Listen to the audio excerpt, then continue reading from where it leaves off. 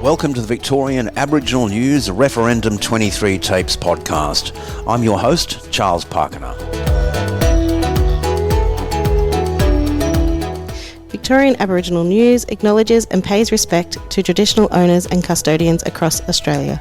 We acknowledge the elders who have gone before, those who currently lead their communities, and those who will follow in years and generations to come.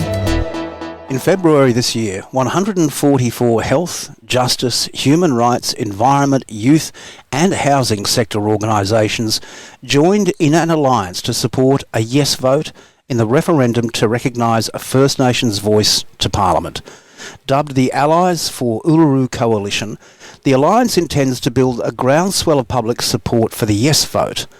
Joining me on the program to discuss this is Ian Wishart, CEO of the Fred Hollows Foundation, one of those 144 organisations. Ian, welcome to the program. Thank you. Good to be here. Ian, what started this alliance? Whose idea was it and when did it all start?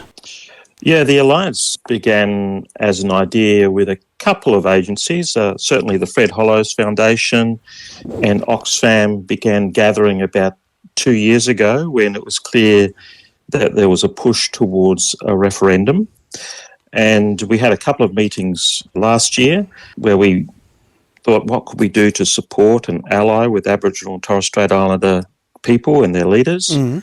You know, the idea was to form this Allies for Uluru Coalition of the social sector. And it's interesting, when I think the Yes campaign launched in Adelaide, they suggested that the community organise into sector groups, and it's by chance we'd already begun trying to form the social sector, some people would call that the charity sector, into a coalition to support the Yes campaign. So, yeah, that's kind of the genesis of it. 144 organisations, quite a sizable achievement. How was that actually done? Yeah, we put the word out mostly to CEOs and said, you know, we stand as charities and social organisations, we stand for social justice. We recognise disadvantage. We recognise when people need to have a voice. And we put to them that, you know, we all have a history of trying to help people, and that here was Aboriginal and Torres Strait Islander people putting in front of the Australian people, not the politicians, putting in front of the Australian people a request. And we recognised it as the only form of constitutional change that has that wide and broad support. So we thought it was something we should support. And we also saw it as fair and practical, something that had a fair chance of getting up, and a once-in-a-generation opportunity to sort of set a new path in this country. So we were keen to get behind it, and fortunately that argument resonated with so many different leaders. Well, without naming names, because I can't believe that there would have been 100% support for this call to action that you put out there to the CEOs, was there any pushback, and what were some of the reasons given?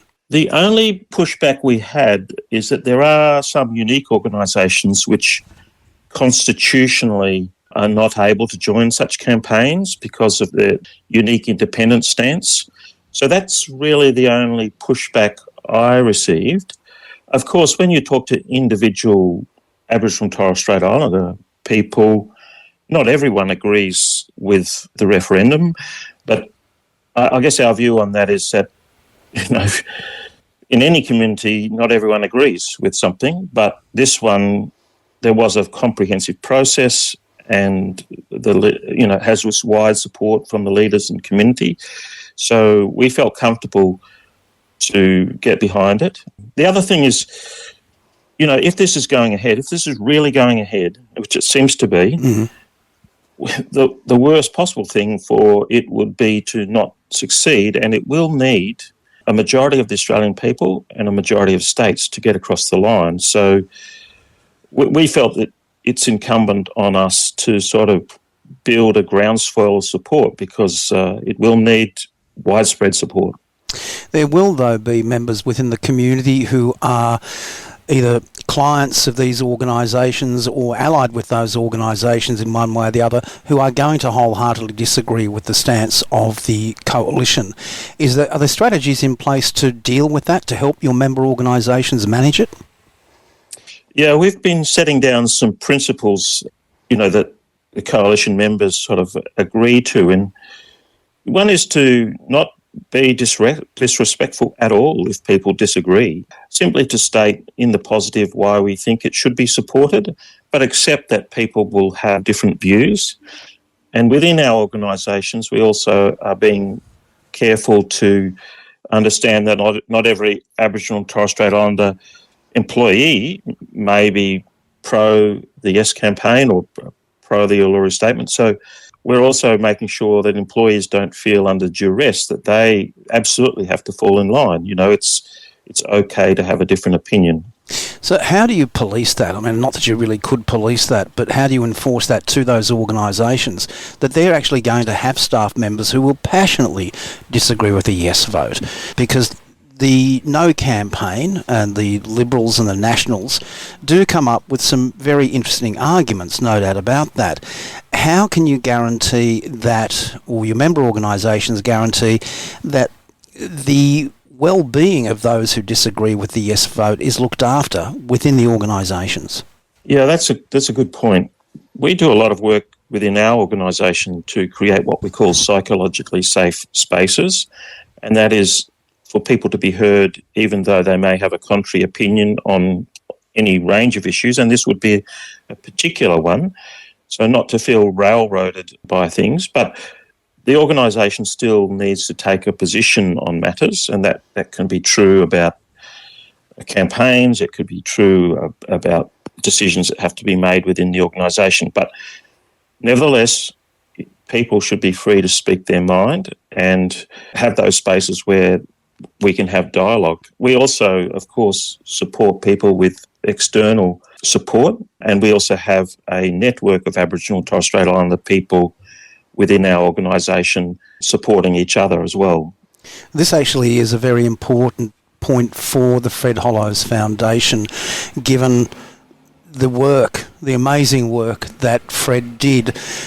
Do you see it as almost a personal drive within your organisation, part of its ethos almost?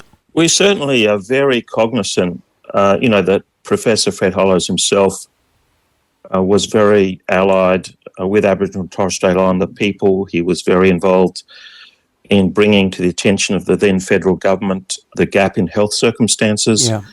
And he was very involved with Aboriginal and Torres Strait Islander leaders who started the first Aboriginal medical service in Redfern.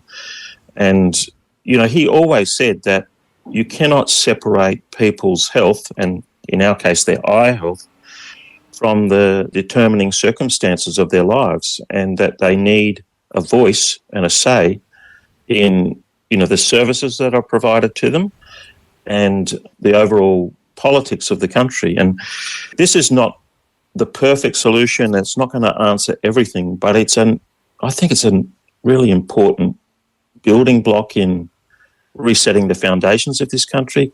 We can't undo the past, but we can certainly make a better future. What about actions? In making that better future, how do you work towards, what actions are you looking to put into place to achieve that yes vote? Well, 144 organisations, we all have supporters, and I would say that our supporter bases combined run into the millions.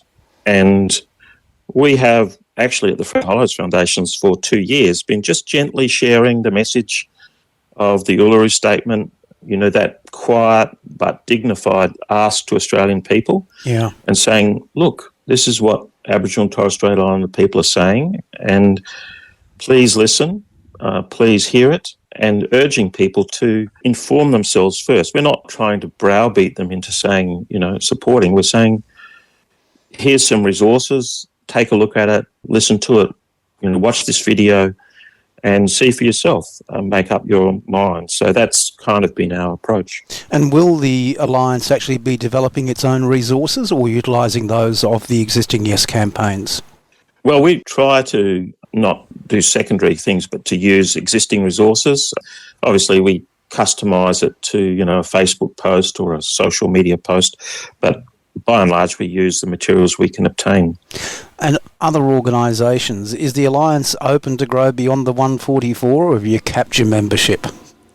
No, certainly not. We want to grow as wide as possible, and we want other sectoral groups to develop. We're pleased to see there is support coming out from some major companies, certainly from the sporting codes have been very supportive. Faith communities are coming out in support. So this is all positive, and we certainly will want to grow ours. And it's not exclusively social sector or charity groups. We had some corporates join us, but that's the kind of space we operate in, so we want it to grow. You're a CEO, so I'm going to assume that you're looking at things always from a strategic perspective. What are your thoughts of the Alliance post the referendum vote, regardless of the outcome? Gosh, you caught me out there. I guess we've always looked for the places where we can ally with Aboriginal and Torres Strait Islander people. Yep. So we've been one of the original supporters of the Close the Gap campaign. This campaign we see as pivotal. I'm very much hoping that this will be successful, and we support the Uluru Statement in whole. So if there's further work that needs to be done on truth-telling and treaty, we'd be open to supporting that, because we support the Uluru Statement in whole. I can see in that case that we may be talking again in the months to come. Ian Wishart, CEO of the Fred Hollows Foundation, thank you very much indeed for your time today. Thank you. For a full transcript of this interview, visit the Victorian Aboriginal News website at vicaboriginalnews.com.au. Until our next episode, stay safe and stay informed.